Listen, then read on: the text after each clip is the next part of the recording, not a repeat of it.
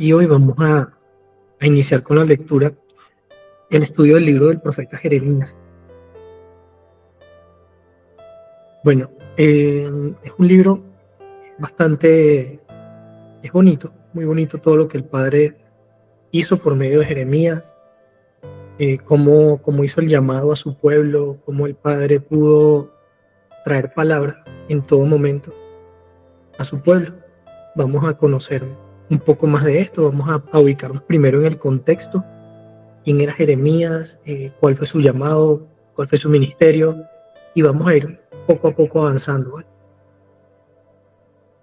Como siempre les digo, acá pueden escanear el QR para acceder al sitio web, ya está actualizado con casi todos los videos que tenemos, por lo menos los más recientes. Me falta editar algunos del libro de Oseas y subirlos. También pueden unirse al grupo de WhatsApp si no están. Y lo que siempre les comento, pues, si pueden encender sus cámaras, excelente. Tomen nota, por favor. Anoten dudas, preguntas y al final podemos sacar un espacio para conversar, ¿vale? Traten de eliminar también distracciones, levanten la mano por aquí si tienen dudas, pueden preguntar también y comprueben todo por la escritura. Que nadie les diga lo que dice la palabra. Ustedes mismos puedan comprobarlo y puedan confirmarlo, ¿sí? Bueno, en cuanto al tema principal del libro del profeta Jeremías, es el juicio sobre la nación de Judá. Ese es el tema principal, fue su llamado, fue un llamado muy, decimos muy fuerte porque más adelante él lo explica y dice por qué. Pero es un llamado que siempre fue perseguido o señalado por alguien, ¿no? Incluso antes del juicio, durante el juicio, después del juicio. Jeremías, su nombre real, original en hebreo, es Yirmeyah o Yirmeyahu, ¿sí? ¿Qué significa? El Yah, la terminación Yah, viene de Yahweh, ¿sí? Del nombre de Dios. Y significa levantar. O sea, Yah o Yahweh se levanta. O Yahweh se va a levantar. Él profetizó puntualmente al reino de la casa del sur. Recordemos que el reino de Israel estaba dividido en dos. Y puntualmente el llamado de él fue hacia la casa de Judá, donde estaba el templo, donde estaban los judíos y donde estaban los sacerdotes del templo y algunos de la tribu de Benjamín. Anoten eso por acá. El significado es Yahweh se levanta. ¿Por qué? Porque es tan importante comprender que Yahweh se levanta, porque cuando Yahweh se levanta de su trono es para juzgar o para hacer justicia. Vamos a conseguir varios pasajes de la Escritura donde vamos a comprender y vamos a ver incluso al mismo David clamando y diciendo: Dios, levántate, júzgalos, levántate de tu trono, sálvame. Es un llamado a que Dios pueda hacer justicia. Y Dios mucho tiempo, dice la Escritura, muchas veces estaba sentado en su trono, pero cuando Él dice me levantaré, es porque va a traer juicio.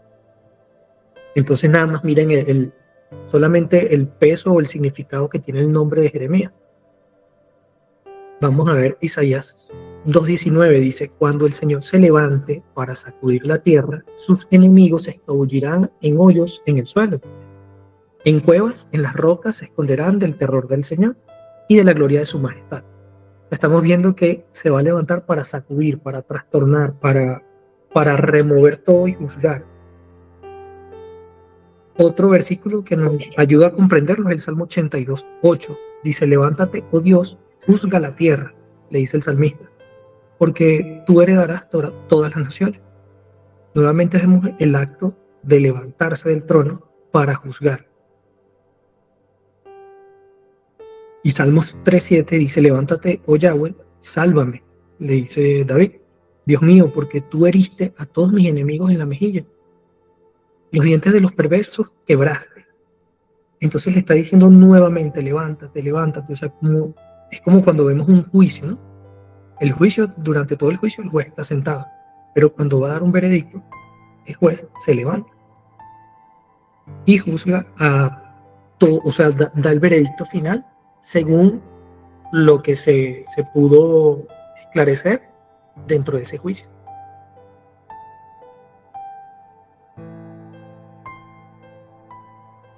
Vamos a ubicarnos un poquito en el tiempo. Estamos hablando de que Jeremías profetizó a la casa de Judá o al reino de Judá, al reino del sur. Quiere decir que no habló Israel del norte. Eso es importante conocerlo cuando estemos leyendo, cuando estemos estudiando, o estés simplemente leyendo la Biblia. Debemos ubicarnos a quién le habló cada profeta y por qué. O sea, qué estaba haciendo ese pueblo o ese reino, sea del sur o del norte, para saber realmente cuál es el mensaje y a quién fue dirigido.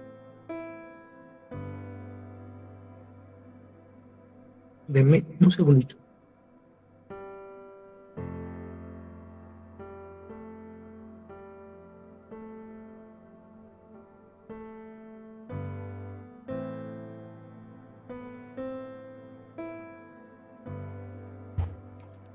Cuéntenme si hasta ahí vamos bien. Pueden hacer como clic por aquí en estos emojis y vamos viendo si vamos bien por ahí.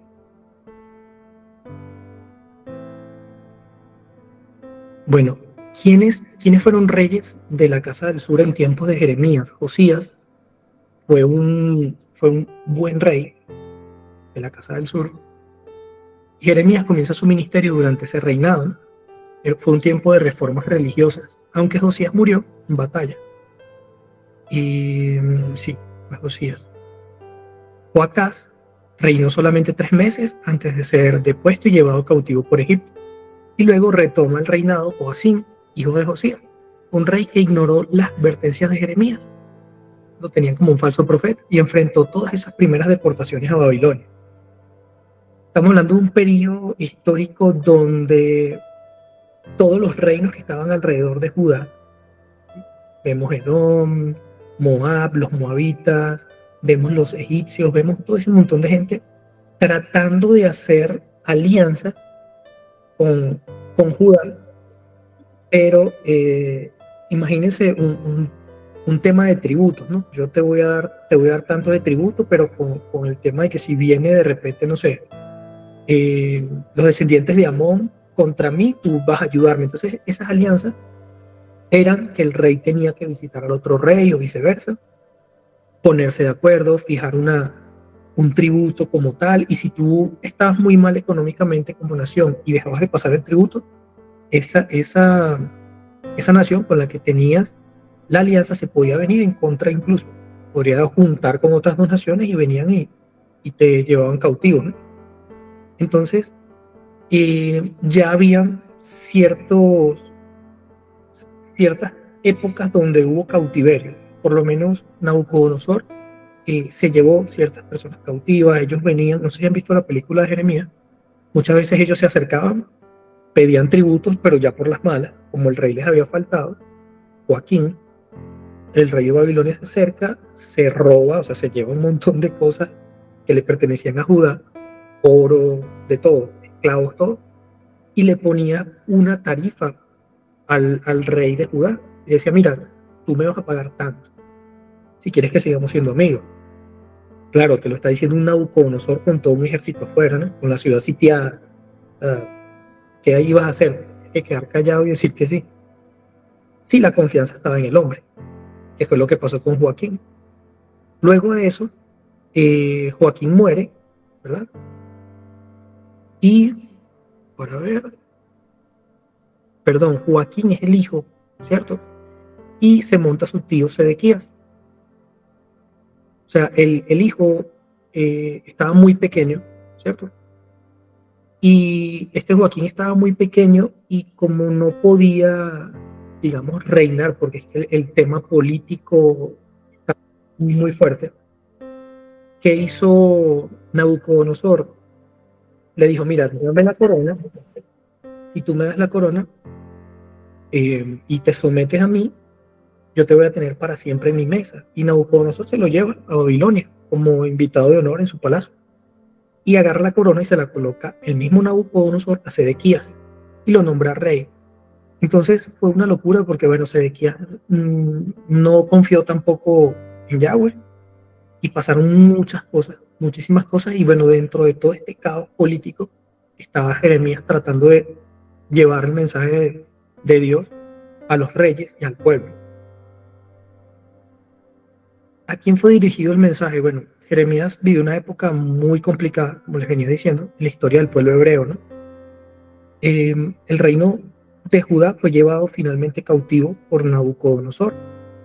Jeremías se quedó en Jerusalén y escribió con autoridad en cuanto a la seguridad del juicio de Dios sobre el pueblo, que ya estaba corrupto, vivían en pecado, o sea, el pueblo decía incluso a Jeremías en su cara: no vamos a obedecer a ningún Yahweh, no queremos. Entonces, a este pueblo tan duro de servir es donde a quien Dios le dirige un mensaje y también les habla de amor y de restauración, a pesar de la dureza de corazón del pueblo. El motivo del mensaje de juicio es porque el pueblo estaba sumergido en idolatría. El pueblo podía adorar, o sea, básicamente no eran monoteístas, eran politeístas. Adoraban al Dios que ellos quisieran. No había algo como ahorita que tú dices: mira, o crees en Dios o crees en brujerías y cosas. No, en ese momento Dios, Yahweh, era una opción más para el pueblo, tristemente. O sea, el pueblo le da igual, o adoro a Baal o adoro a Yahweh, es lo mismo, dependiendo de lo que yo necesite, ¿no? Voy a adorar a cierto Dios. Entonces, el mensaje de Jeremías fue eso, ¿no? Fue para confrontar la idolatría, la infidelidad al pacto, la corrupción, la falta de arrepentimiento del pueblo, en contra de los líderes y de los falsos profetas. Y eso finalmente terminó en la destrucción de Jerusalén. Obviamente, Dios siempre trayendo un mensaje de restauración. Por mucho que podamos leer en la Escritura mensajes de juicio, siempre sigue leyendo, sigue leyendo, sigue leyendo, y vas a conseguir siempre la misericordia luego de ese juicio que Dios está anunciando. Siempre va a haber como esa puerta donde el Padre dice: mira, pero si me obedecen y se arrepienten, voy a traer bendición, voy a volverme hacia ustedes, voy a bendecirles. Siempre, siempre, siempre. ¿Cómo se recomienda leer ese libro? Bueno, acá tomaba de un marco teórico, como de un estudio de Jeremías, se llama estudio inductivo, y nos hacen esta pregunta: si alguna vez hemos luchado entre saber y hacer la voluntad de Dios. O sea, porque a veces la sabemos, no la hacemos, a veces no la sabemos, y es un dilema. Jeremías también lo vivió, ¿no? Jeremías conocía muchas cosas y hasta renunció por un momento al llamado, pero eso no funciona aquí.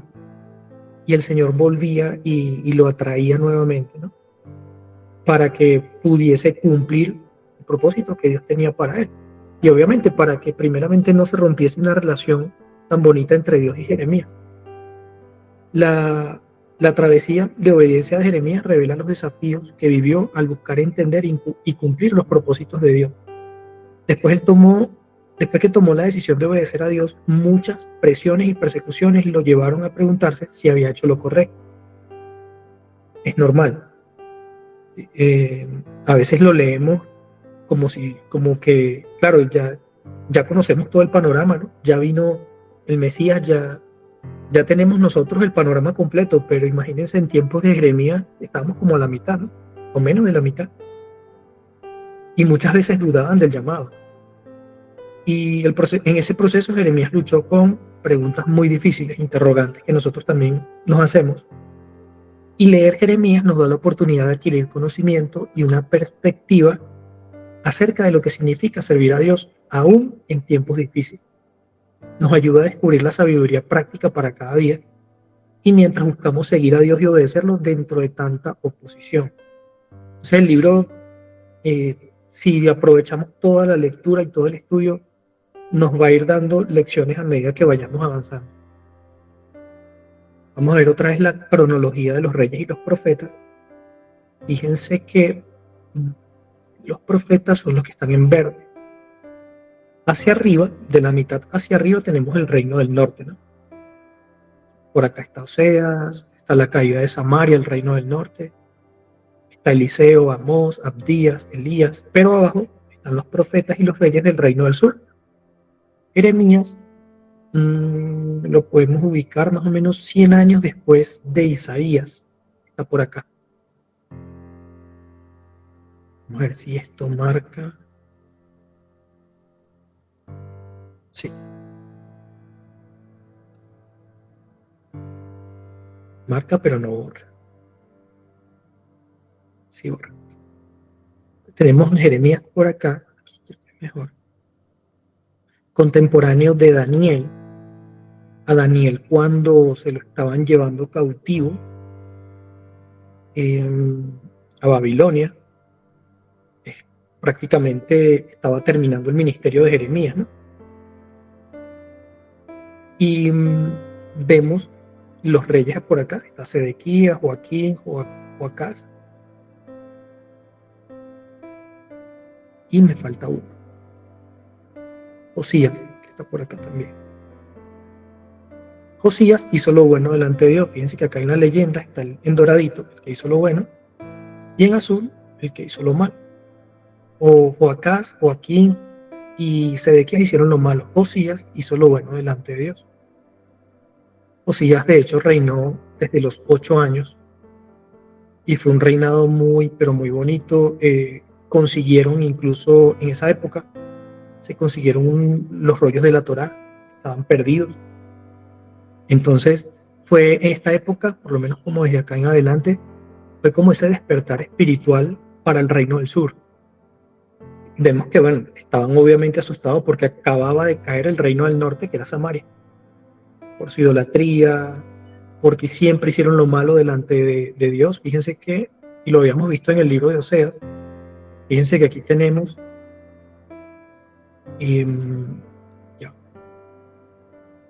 tenemos en azul, esta cosa no, sí, tenemos en azul lo que hicieron lo malo delante de los ojos de Dios. Y fíjense que todos los reyes del reino del norte hicieron lo malo delante de los ojos de Dios. Ninguno está en doradito, como Ezequías, como Josías, como David. El reino del norte, bueno, fue un desastre. Obviamente empezaron mal, terminaron mal.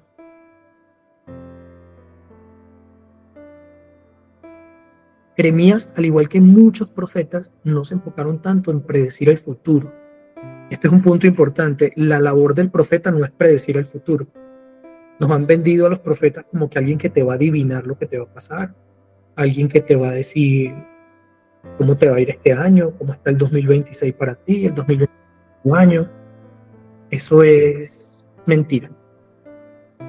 El profeta, de hecho, básicamente el profeta no es únicamente el que escucha la voz de Dios. Profeta la palabra profeta viene del hebreo naví, y naví es el que ve. También se le llamaba vidente. Entonces es el que puede ver algo y lo anuncia. Se relaciona también con un atalaya. Es un atalaya. Imagínense una ciudad, ¿verdad?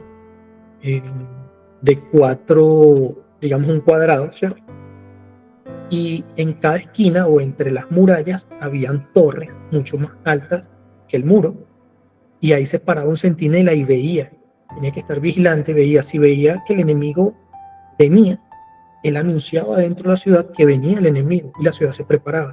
Esa es la función del profeta, ver, estar atento y ver lo que Dios le va a mostrar y anunciar tal cual como Dios se lo dijo, sin añadirle, sin quitar. Entonces fíjense que no es predecir el futuro. Vemos a Jesús hablando con la samaritana y él no le habló del futuro, él le habló del pasado. Él le dijo: 5 maridos has tenido. Él no le dijo: viene un 6º marido que te va a bendecir y te va a traer camellos y el año, no sé, el año 34 va a ser tu año. No vino a nada de eso. Simplemente él estaba viendo y estaba hablando con ella. El profeta puede hablar de cosas que pasaron, cosas actuales o cosas por venir, como Dios quiera. Pero lo que siempre va a hacer un profeta, cuando es un profeta de Dios, es llamar al pueblo al arrepentimiento. Si hay un profeta y no llama al pueblo al arrepentimiento, y lo que dice no se cumple, pues triste. Aquí hay un paréntesis. Hay profetas en la Biblia, como Jonás, que dijeron algo y no se cumplió, ¿sí? Pero es porque la profecía era condicionada. Si se arrepienten, no vendrá este mal sobre ustedes. Entonces, cuando es condicionada, el anhelo de Dios es que nosotros nos podamos arrepentir. No quiere decir que sea un falso profeta. Entonces, hay que tenerlo también en cuenta. Entonces, como les decía, Jeremías no se enfocó en predicar el futuro o en adivinar el futuro, sino en hablar a sus contemporáneos, a su pueblo, a sus reyes y llevarlos de regreso a una relación con Dios. ¿Cómo es una relación de amor con Dios? Guardando sus mandamientos. Los profetas sirvieron como comentaristas culturales, recordando a su sociedad los estándares del pacto, siempre volviendo al pacto, trayendo a la gente nuevamente al pacto con Dios. Ellos le advirtieron al pueblo sobre el juicio próximo con la esperanza de que quizás se arrepintieran y aprovecharan la misericordia de Dios. Los profetas entendieron que la interacción de la justicia y la misericordia de Dios está diseñada para traer a las personas de regreso al pacto. Es súper importante el pacto con Dios.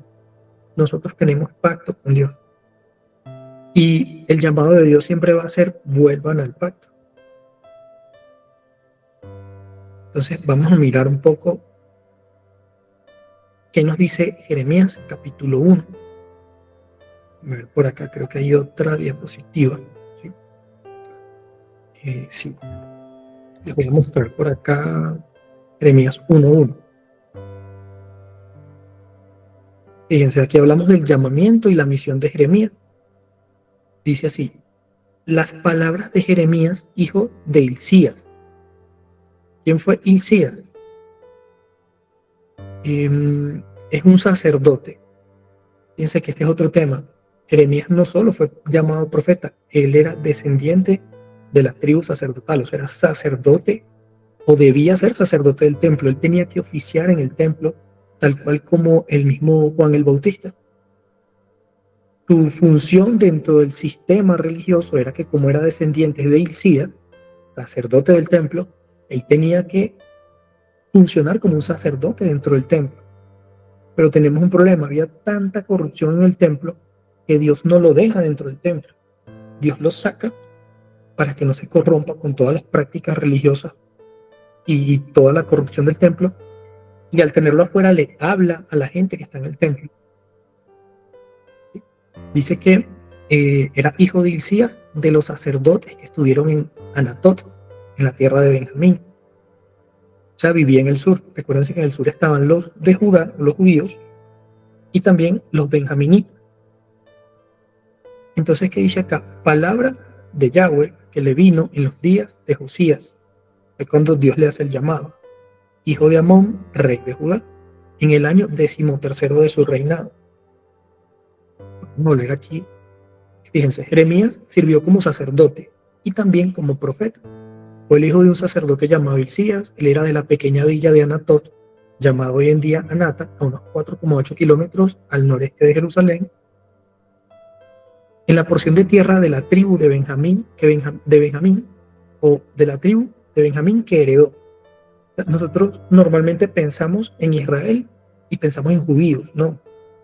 Eran 12 tribus. Estaban los de Rubén, Simeón, Isaacar, Neftalí, Judá, de donde vienen los judíos, Benjamín, Leví, o sea, eran 12 tribus, y todas esas 12 tribus conforman el pueblo de Dios. Lo que pasa es que, claro, si nos regresamos acá, imagínense esto. En el norte tenemos 10 tribus, ¿cierto? Y en el sur tenemos 2. Estamos viendo que se llevaron cautivas 10 tribus. En esta caída de Samaria se fueron 10 tribus. Esas tribus no se saben dónde están. Se cumplió lo que estaba escrito y ellas se dispersaron por el mundo. ¿Quedan cuántas? Quedan 2 tribus aquí.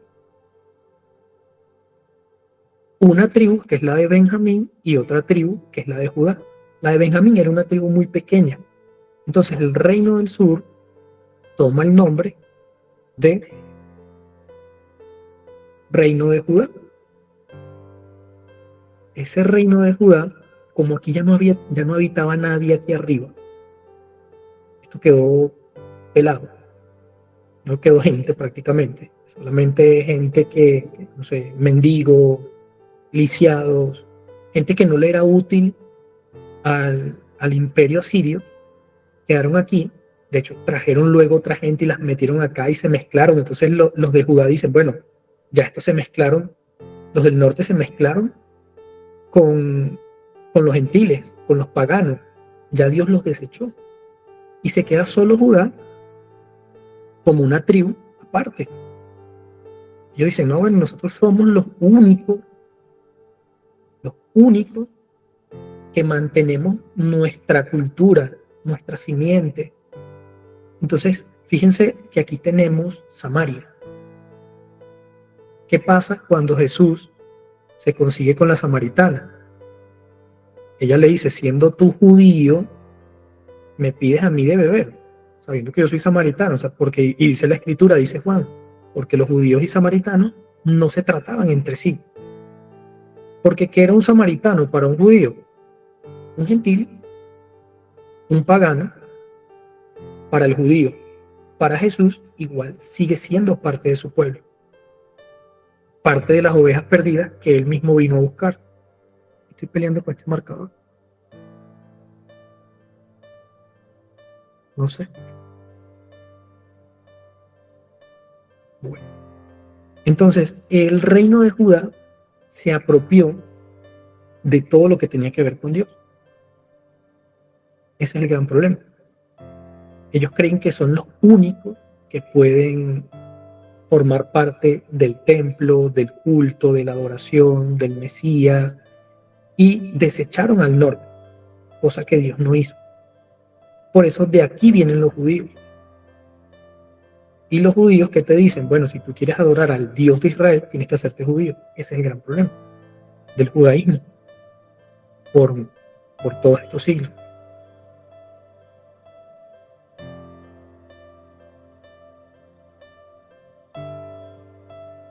Entonces, ¿qué vemos?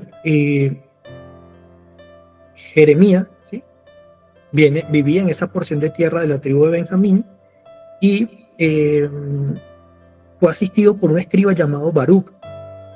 Baruch sabía escribir, obviamente, y tomó nota de todas las profecías que Dios le daba a Jeremías. Jeremías tuvo que permanecer soltero, el Señor no le permitió casarse, de hecho le negó casarse en Judá, porque decía que iba a arrasar con todo ese pueblo y que no tomase esposa de allí. Entonces también sido como el profeta que lloraba.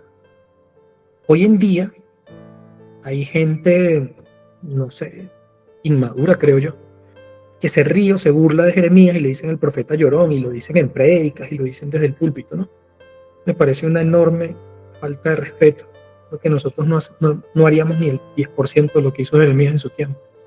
Pararse delante de un rey y decirle arrepiéntete, porque viene Babilonia contra ti, es como ir ahorita a la frontera y decirle a los militares que los gringos van a entrar, ¿sabes? O sea, te vas a meter en un problema. O decirle a Maduro, Trump viene, dice el señor, que Trump viene y arrepiéntete. Llamando a Mauro Portero con W Business. Arrepiéntete porque Trump va a entrar, o sea, de una vez te meten preso.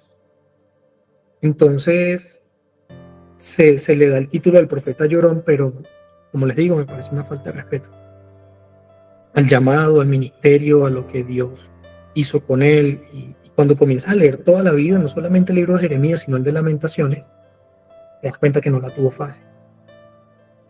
Entonces, bueno, dice acá que vivió una vida de conflicto debido a la palabra profética de juicio y por parte de los babilonios invasores, ¿sí? Y fue amenazado, fue juzgado por su vida, fue colocado en un cepo, forzado a huir de Joacim, del rey Joacim, humillado públicamente por falsos profetas, lo golpearon, los arrojaron a una cisterna, lo metieron preso. O sea, fue un ministerio fuerte, ¿sabes? Pero bueno, en todo momento el Señor estuvo con él. Entonces vamos a mirar acá. Ya vemos que Jeremías era un sacerdote, hijo del sacerdote Hilcías. de los sacerdotes que estuvieron en Anatot, en tierra de Benjamín, vino la palabra de Yahweh. Esto es tremendo porque uno le pasa de largo, pero cuando vemos aquí palabra significa dabar. Y dabar, cuando nosotros hablamos de que Jesús, Yahshua, es el verbo, estamos hablando de que Él es el dabar. ¿Qué es el dabar? La palabra, pero por implicación es materia. O sea, está diciendo que la palabra se manifestó como materia, como carne. Entonces, cuando revisamos el tema de la Trinidad y todo ese tema, nos tenemos que ir al hebreo para comprender realmente qué es el verbo. Porque el verbo es un término muy, pero muy griego, viene del logos, que es un término súper griego, que para la filosofía es un concepto abstracto que les encanta y lo revisan para adelante y para atrás, y el logos, muchos filósofos, Platón, hablaron del logos. Pero cuando nos vamos al hebreo, entendemos que el dabar es la palabra manifestada, es el Dios mismo, Yahweh, manifestándose en carne. Ese es el dabar. Entonces, esta palabra de Yahweh vino a Jeremías en los días de Josías, rey de Amón, hijo de Amón, rey de Judá, en el año 13º de su reinado. Y aquí nos ubicamos en el tiempo, ¿cierto? Le vino también en días de Joacim, hijo de Josías, rey de Judá, hasta el fin del año 11 de Sedequías. Está diciendo más o menos hasta cuándo fue su ministerio, ¿no? Hijo de Josías, rey de Judá, hasta la cautividad de Jerusalén en el mes quinto. Vino pues palabra de Jehová a mí, diciendo: antes de que te formase en el vientre yo te conocí, antes de que nacieras te santifiqué y te di por profeta a las naciones. Esto es tremendo. Acá el Padre nos está hablando de elección, ¿sabes? ¿Sí? Pero una elección de separarnos, de llamarnos desde el vientre de nuestra propia madre. Y dice, antes que te formase en el vientre te conocí. Conocer viene de la palabra yadá. Se usa en muchos sentidos. Reconocimientos, comprender, considerar. O sea, te consideré cuando estabas en el vientre de tu madre. Te encontré, me acerqué, me manifesté, ¿sabes? Me manifesté a ti. Hubo ese conocimiento de parte de Dios. O sea, Dios tuvo algo realmente con Jeremías desde el vientre de su madre, y es algo que Dios tiene también con nosotros. A nosotros Él nos conoció desde antes de formarnos en el vientre. O sea, imagínense, ni siquiera estábamos en el vientre y ya nos conocía, ya nos había separado, porque santificar, que es Kadash, de ahí viene la palabra Kadosh, es eso, es apartar. O sea, te aparté desde antes del vientre, te consagré, te dediqué, te preparé, te purifiqué, te santifiqué, te señalé. Es lo que el Padre está diciendo aquí: antes de que nacieras, antes de que estuviésemos en el vientre de nuestra madre, Él ya nos había apartado para Él, nos había santificado.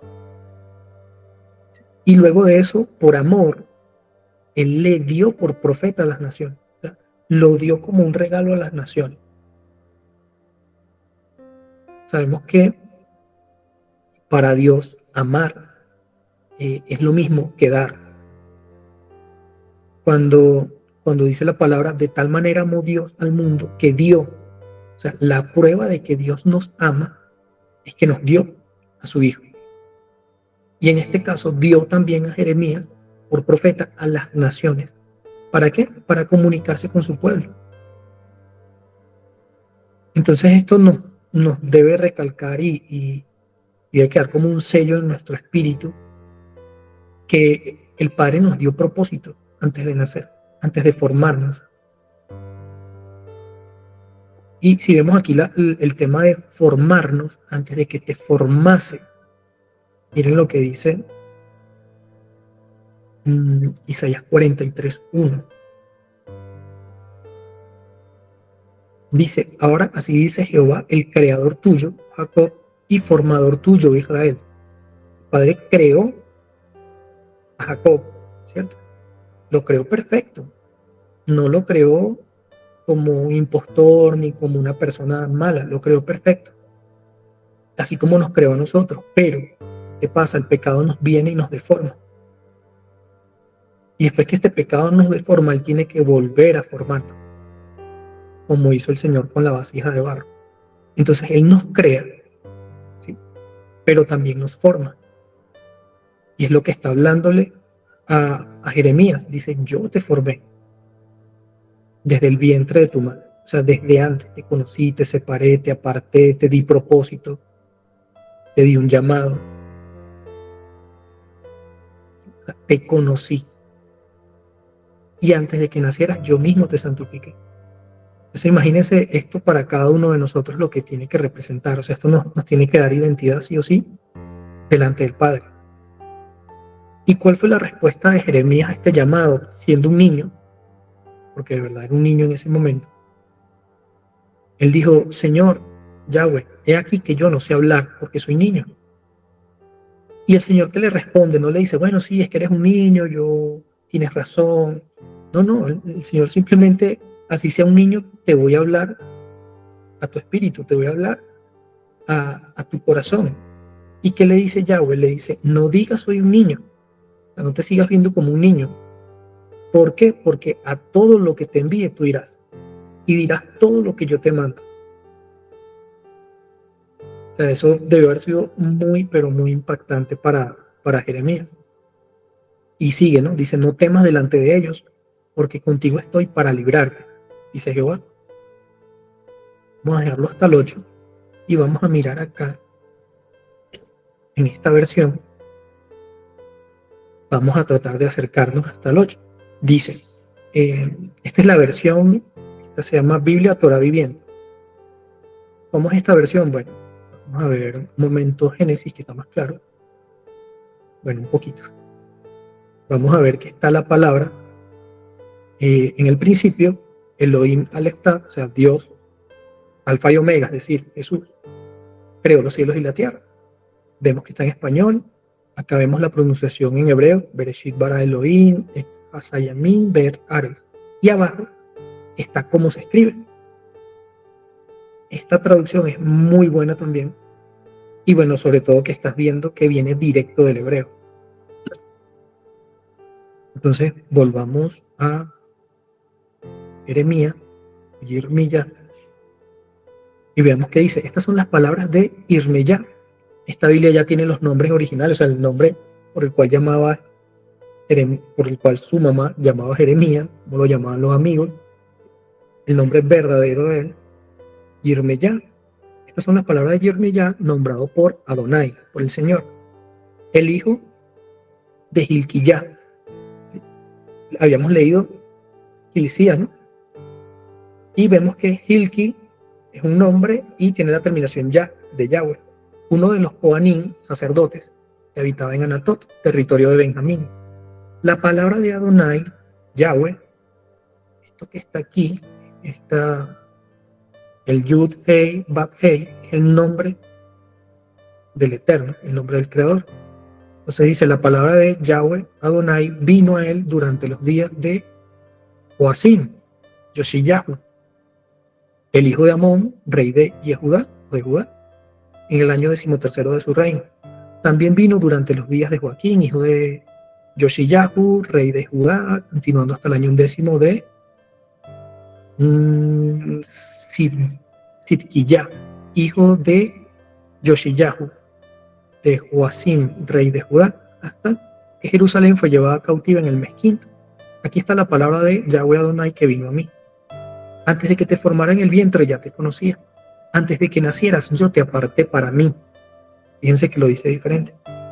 Yo te aparté para mí y yo te he nombrado para ser profeta a las naciones. Y yo dije, oh Adonai, Elohim, yo ni siquiera sé cómo hablar, solo soy un niño. Pero Adonai, Yahweh, me dijo, no digas solo soy un niño, porque tú irás a quien quiera que yo te envíe y hablarás cualquier cosa que yo te ordene. No tengas temor de ellos, porque yo estoy contigo para rescatarte, dice Yahweh Adonai. Y tengo otra versión que también les voy a compartir, Tengo la versión textual y la Kadosh.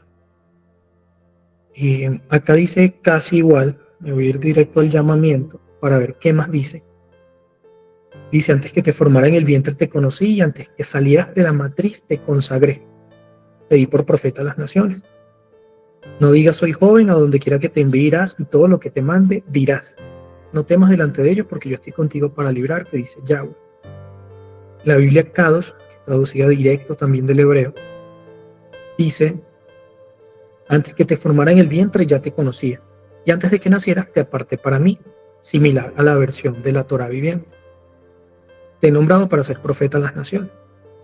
Él dice, yo no sé cómo hablar, pero Yahweh le dice, no digas, solo soy un niño, porque tú irás a quien quiera que yo te envíe. No tengas temor de ellos, porque yo estoy contigo para rescatarte. Fíjate que no le está diciendo que no va a pasar por dificultades. No le está diciendo que no lo van a meter preso, no le están diciendo que no lo van a meter en una cisterna. Sí, te pueden hacer todo eso, pero yo estoy contigo para librarte, pase lo que pase.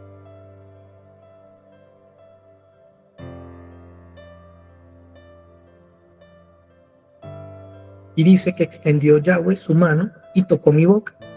Y me dijo Yahweh, he aquí, he puesto mis palabras en tu boca. Y esta palabra ya aquí es algo más, es tremendo. Dice, te he puesto en este día sobre naciones y sobre reinos, para arrancar y destruir, para arruinar y para derribar, para edificar y para plantar. Esto es tremendo porque en esto se centra toda la vida de Jeremías. ¿Sí? ¿Qué es lo que Jeremías, sobre qué naciones está puesto? O los Goim. Los Goim es un término que se usa mucho hacia los gentiles, pero nación también se le dice a Israel. Entonces, esto de que te he puesto sobre naciones es que no es nada más para Israel o para los gentiles. Dice que te he puesto sobre reinos, o sea, estás por encima de reyes.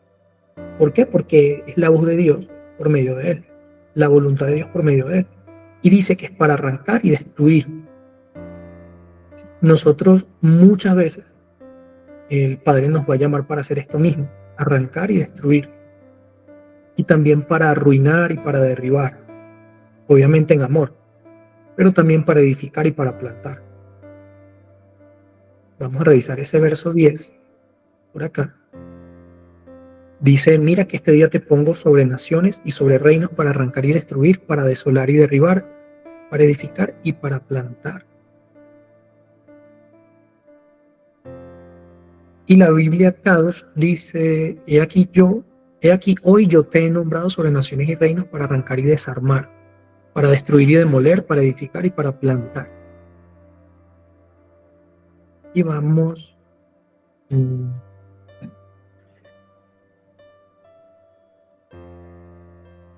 acá. Y dice, yo te he nombrado sobre naciones y reinos para arrancar y desarmar, destruir y demoler, edificar y plantar. Entonces, vemos que estaba también muy pequeño y ya el Señor le estaba dando propósito, le estaba dando identidad, le estaba dando un llamado, le estaba dando dirección.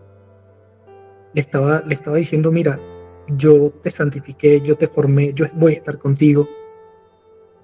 Y es tremendo porque es lo mismo que el Señor hace con nosotros. Quizás a veces no lo tenemos anotado, no es todos los días que el Señor viene y te habla, pero igual nos separó a nosotros, nos apartó para Él desde antes de crearnos, desde antes de santificarnos, desde antes de que estuviésemos en el vientre de nuestra madre. Y a veces nosotros también hacemos esto, ¿no?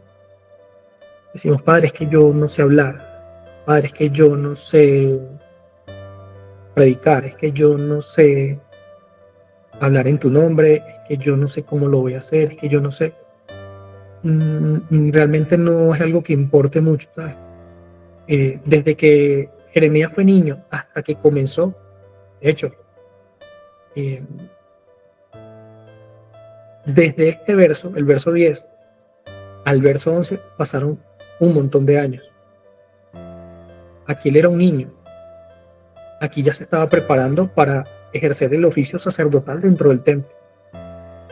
Y el Señor se le revela y le dice, ¿qué ves? Vean que no le está diciendo que oyes, sino que ves por ser vidente, por ser naví, por ser profeta. Y Jeremías le dice, estoy viendo una vara de almendro. Y el padre comienza a asociarle, ¿no? Y le dice, me dijo Yahweh, bien has visto, porque yo apresuro mi palabra para ponerla por obra. Hasta aquí queda ese encuentro. Después en el 13 viene otra vez palabra de Yahweh, pero en otro momento. Entonces, ¿qué le está diciendo? Ya viene, ya voy a poner mi palabra por obra, ya se va a cumplir lo que he estado diciendo. Así como esa vara de almendro está a punto de brotar, así está mi palabra a punto de salir. Entonces, es un llamado de verdad muy, muy bonito, muy tremendo.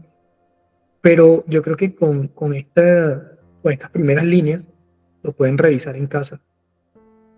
Creo que podemos hacer como un símil de lo que el Padre quiere con nosotros, de cómo nos ha llamado, de quiénes somos delante de Él, de cuándo nos santificó, cuándo nos apartó, y del llamado que ha hecho también sobre nosotros, porque en la actualidad nosotros también tenemos que ser luz sobre estas naciones. Tenemos que arrancar, que vamos a arrancar todo lo que no sea de Él.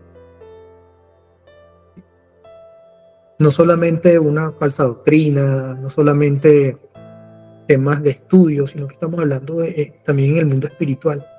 Hay un peso también en el mundo espiritual, hay una autoridad que el Padre nos ha dado. Y todo eso está incluido aquí. También comunicar por medio de su palabra y para plantar.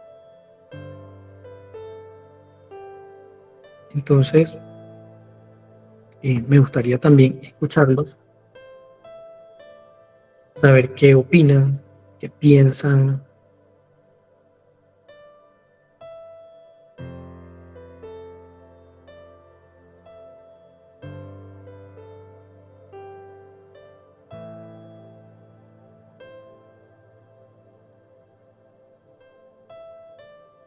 Sin pena. ¿Han leído el libro de Jeremías? ¿Qué le ha parecido? ¿Han visto la película?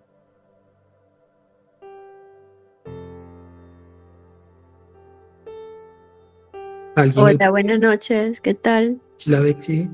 ¿Qué tal? Todo fino. Mira, genial, me encanta. Porque de hecho ayer le estaba diciendo al Señor que por favor quiero entender un poco más sobre este libro. Ya lo he leído varias veces y se presenta este estudio y me encantó, o sea, fue como así como que, wow, espectacular. Y puedo entender algunas cositas, así que genial. Gracias.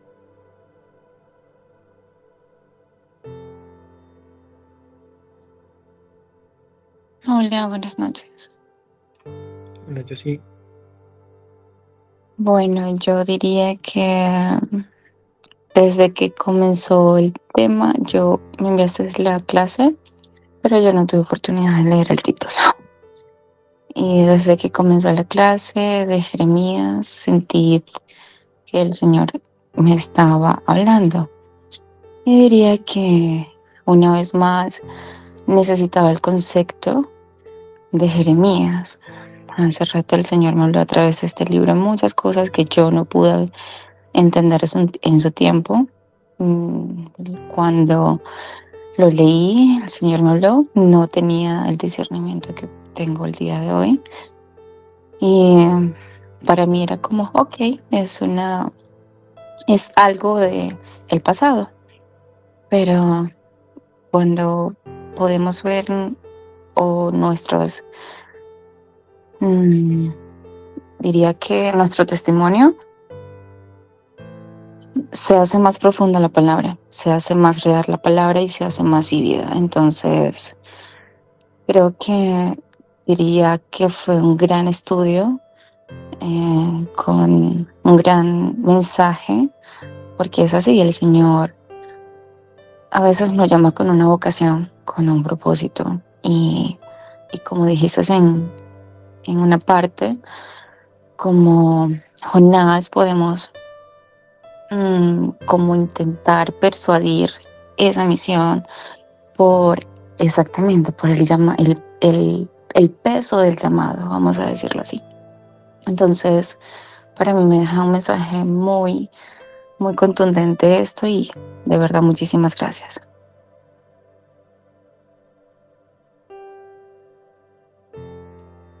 Gracias, muchachas. Fíjense que todos, realmente todos tenemos un llamado,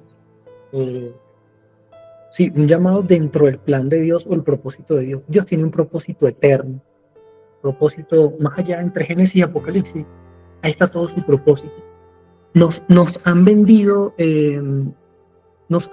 esto como que tú tienes un propósito grande. No sé, Bexy tienes un propósito grandísimo. Entonces, claro, los demás se sienten como que, bueno, Bexy tiene un propósito grande y yo no. Entonces puede pensar Geraldine, yo no tengo ningún propósito porque yo no toco, yo no canto, yo no sé hablar, entonces yo no tengo propósito. No, no es así. Todos tenemos un granito de arena que aportar en el propósito eterno de Dios. La palabra dice que conforme a su propósito, al de Él, fuimos llamados. No es conforme al propósito individual y egoísta de cada uno. Es como a veces nos venden el tema del propósito. No, tú simplemente vas a poner un granito de arena en el propósito eterno de Dios. Y hay otra cosa importantísima, porque el libro de Jeremías se basa, como les decía, en el juicio a la nación de Judá. A veces hablamos de juicio y vemos como que Dios está bravo y nos va a castigar. No, el juicio es el primer paso de 3. El propósito de un juicio siempre va a ser la restauración. O sea, el juicio es revisar cómo está algo para restaurarlo.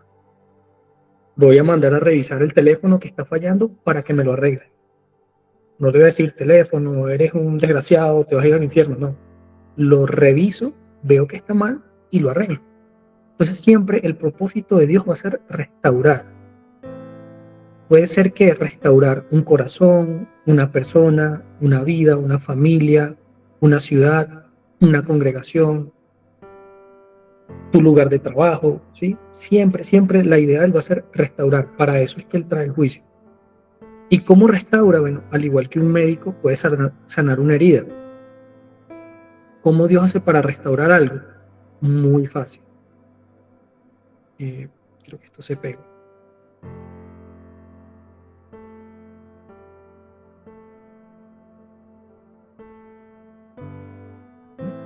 El diseño de Dios para restaurar algo es este: limpieza, sanidad y restauración.